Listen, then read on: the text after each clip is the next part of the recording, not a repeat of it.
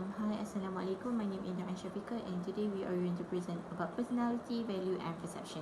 So the first one, we're going to start about personality. Personality means how someone or a person affect others and understand and view himself, as well as the outer and inner measurable traits and the person, situation, interaction. This is from Fred Luton's, which is personality is how we behave on some sort of situation. It was just like how we show our body language, our facial expression in some sort of situation. So we can have a lot of personality, like a sad, anger, happy in just one sort of situation. So in personality, we have big 5 model at personality dimension, which is the first one we got is extroversion, which means extroversion is a broad personality trait that encompasses a number more specific characteristics, such as sociability, high activity level, emotion, and impulsibility, which means extroversion could be divided into 2, which is introvert and extrovert. Introvert is a person who are more tendency to work alone, and extrovert is more tendency to work in a group. So introvert could be the person who doesn't like to be in like a social situation. They just like to be alone by himself, while extrovert is more a person like outgoing person who enjoy to be in a group and they cannot be alone. So the second one we got is agreeableness, which means high agreeableness is the person who are more friendly, warm, and tactful, while the person who are low in agreeableness is the person who are more unfriendly, tend to be distant and uncooperative, which means this also can be found in introvert and extrovert. So the person who are high in agreeableness is more to extrovert where they can be found in a group or social situation. They are more tendency to work in a group, while people who are low in agreeableness more like an introvert when they don't want to be around somebody else, they want to be around them, which in an organization both of them are really important in an organization or in a company. So the third one we got with the conscientiousness, which is a person who are high in conscientiousness, is a person who has a good impulse control of their mind and goal direct behavior. They tend to be organized and has a mindful. They tend to be organized and have mindful of detail. When the person who are low in conscientiousness is the person who kind of like last minute doing a job. He doesn't have any specific direction about the future, which in an organization this could be some sort of problem if a manager has a low conscientiousness, because as a manager they need to know the company goals and the company direction after 5 years or 2 years. But people who are low in conscientiousness, they doesn't have any specific plan about it. So if a manager who are low in conscientiousness, they doesn't know what a specific plan or future about their company. So this could be a problem for them to achieve their goal and to maximize their profit. And then we got the fourth one with the number 4, we got emotional stability, which is a person who high in emotional stability is a person who are tendency to being seen sad or moody. But the person who are high and who are low in emotional stability are person who know how to control the emotional. So the person who are high in emotional stability, they cannot control the emotions. So people tendency to see them sad, being moody all the time, while the person who are low in emotional stability seem to just normal person.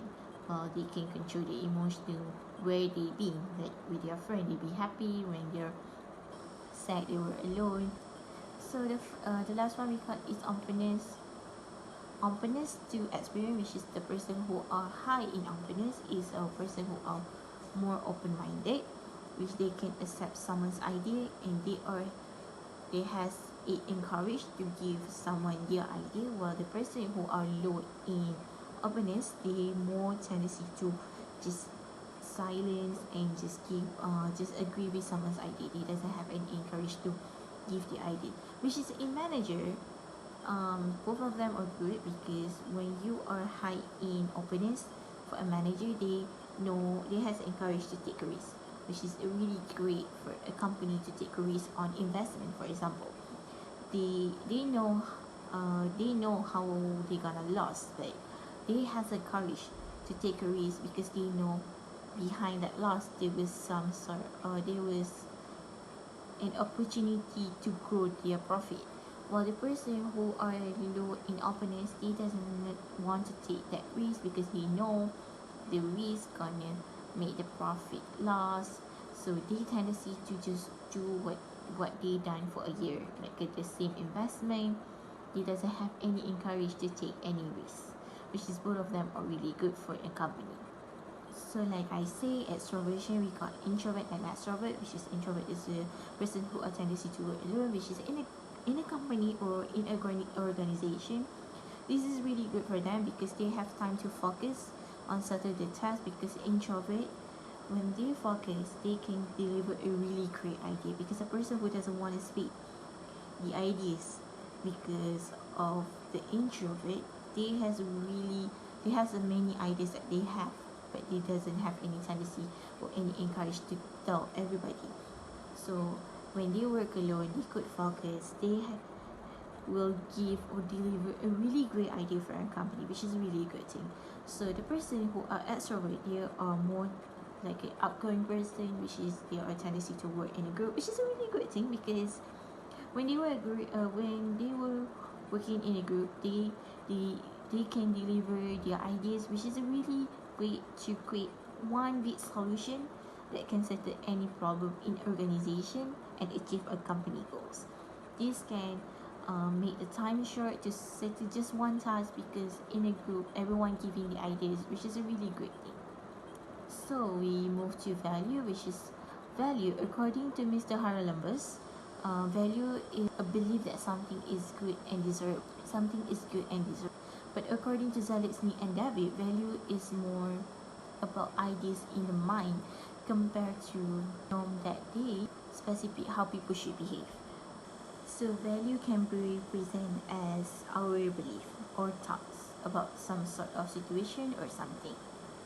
So they have two types of value, which is terminal value and instrumental value. Terminal value is desirable end state of existence, the goal of a person would like to achieve during his or her lifetime. They include happiness and professional excellence, while instrumental value deal with the view unacceptable modes of conduct means of achieving the terminal. These include being honest, sincere, ethical, and be ambitious. So terminal value is, for example, when the manager just told us that we do a great job, it encourages us to do more for the future for any task that came. This is because the excellent factor that came. It's giving us some sort of feelings to do well in the future. While instrumental factor is about more to internal factor, which is about our result when we doing some tasks and we doing some tasks and we think, oh, we keep do it. It will just because our result we tendency to do it more because we know that we capable to do the test. So that's it for me. Thank you. Okay, Bismillahirrahmanirrahim. Assalamualaikum warahmatullahi wabarakatuh. Alright, today I will present about Hostil Framework for assessing culture. There have five culture, which is power disdains, individualism versus collectivism, masculinity versus femininity, uncertainty avoidance, long-term versus short-term orientation. Okay, I will explain one by one about the culture. Okay, first culture is power disdain. The degree people are comfortable with influencing upward except of inequality in distribution on power in society. Second is individualism versus collectivism.